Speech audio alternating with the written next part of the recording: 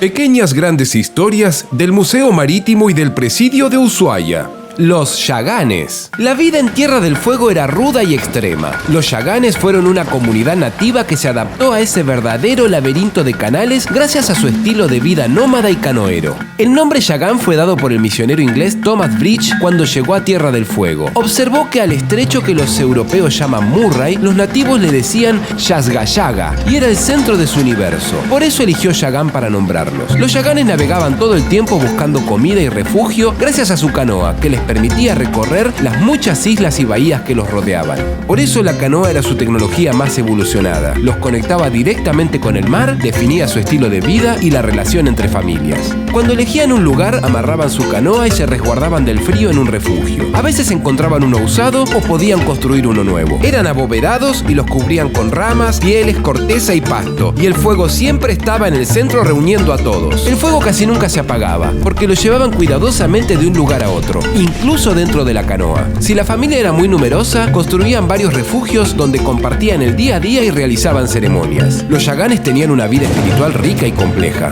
Creían en el poderoso Watawinewa, al que llamaban justo antes de hacer casi cualquier cosa. También tenían espíritus malignos llamados Kurpsi, y sus criaturas míticas eran Hanuch y Kachpik. Cuando las niñas y niños Yaganes crecían, llegaba el momento del Chia House. En un refugio especial eran reunidos con sus padrinos y mayores de cada familia, donde debían completar pruebas para poder ser adultos. A los varones, un poco después, les llegaba el Kina, donde aprendían las técnicas para construir armas de caza. Pero también tenían otra ceremonia, la Loima Yekamush, que debían hacer si querían convertirse en médicos y hechiceros. La vida en las costas modelaba la dieta del Yagan. Comían lo que el mar les ofrecía. Las mujeres eran expertas nadadoras desde niñas. No le temían al frío ni al viento y recolectaban los frutos del bosque fueguino. Podían encontrar hongos, bayas y frutas.